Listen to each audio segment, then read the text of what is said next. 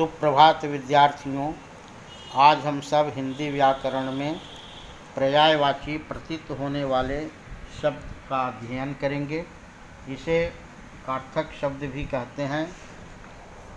यद्यपि प्रत्येक भाषा में बहुत बड़ी संख्या में पर्यायवाची शब्द पाए जाते हैं, परंतु उनमें थोड़ा बहुत अंतर अवश्य होता है। जैसे पाप और अपराध, ये दोनों शब्द सामान्य व्यवहार में किसी भी गलत कार्य के लिए प्रयुक्त कर लिए जाते हैं, किंतु इन दोनों में स्पष्ट अंतर है। अपराध किसी गैर कानूनी कार्य को कहते हैं, जबकि पाप सभी प्रकार के अनैतिक कार्यों को कहते हैं। इस प्रकार के सूक्ष्म अंतर वाले किंतु पर्यायवाची प्रतीत होने वाले कुछ हिंदी शब्द युग्म होते हैं। जैसे अधिक, इसका मतलब हुआ आवश्यकता से ज़्यादा, और पर्याप्त आवश्यकता के अनुसार। अनिवार्य, इसका अर्थ हुआ जिसके बिना कार्य संभव न हो, और आवश्यक माने जरूरी कार्य। अनुभव, इसका मतलब हुआ कि व्यवहार से प्राप्त ज्ञान और अनुभूति, चिंतन या संवेदन से प्राप्त बोध। अनुरोध, आग्रह पूर्वक विनती करना, और प्रार्थना, विनय पूर्वक निवेदन करना। अनुसंधान, अज्ञात तथ्यों को प्रकट करना, और आविष्कार, नई वस्तु या मशीन का निर्माण। खोज और अन्वेषण, किसी छिपी हुई वस्तु को ढूंढना। अपराध, गैर कानूनी कर्म, और पाप, अनैतिक कर्म। अभिमान, अपनी संपत्ति या श्रेष्ठता के कारण स्वयं को बड़ा समझना, और घमंड, व्यर्थ सीखी बखारना। अभिलाषा, इसका मतलब इच्छा, और लालसा तो तीव्र इच्छा।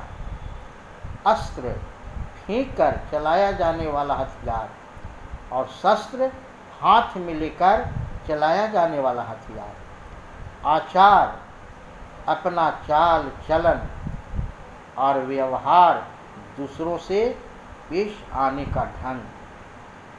आज्ञा, बड़ों द्वारा छोटों को कुछ करने को कहना, और आदेश, अधिकारी द्वारा अधीनस्थों को निर्देश देना, और अनुमति, किसी कार्य के लिए सहमति देना।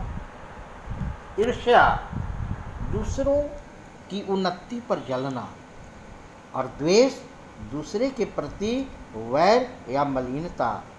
स्पर्धा, दूसरे से आगे बढ़ने की होड़।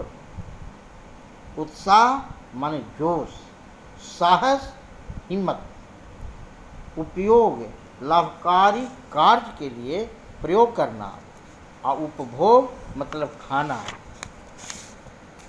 उपहास, अपमान के लिए हंसी उड़ाना, और परिहास, हंसी विनोद करना माने मनोरंजन के लिए।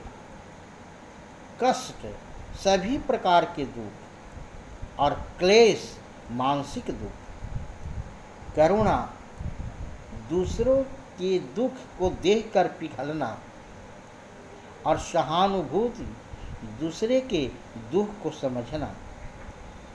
कृपा, दूसरों को सुखी करने की भावना, और दया, दुखियों की सहायता करने की भावना। ग्लानि, किए हुए कुकर्म पर पछताना। लज्जा, अनुचित कार्य करने पर संकोच होना, और संकोच, किसी कार्य को करने में हिचकिचाना। दुर्गम, जहाँ पहुँचना कठिन हो, और अगम, जहाँ पहुँचना संभव न हो। न्याय, सच झूठ का सही सही फैसला और निर्णय, फैसला चाहे वह सही हो या गलत, निंदा, बुराई करना, आलोचना, गुण और दोष प्रकट करना, पत्नी, विवाहिता स्त्री और स्त्री कोई भी नारी, भ्रमण, घूमना फिरना टहलना और पर्यटन, घूमने की इच्छा से देश विदेश जाना, मुनि, धर्म और तत्व पर विचार करने वाला पुरुष और ऋषि, ब्रह्म ज्ञानी, विवेक, अच्छाई और बुराई को पहचान और ज्ञान, किसी विषय या वस्तु की जानकारी, विशेषज्ञ, पूरी जानकारी रखने वाला और दक्ष, कार्य करने में कुशल और पारंगत, कार्य करने में पूर्णता होना। धन्यवाद। शीर्षक।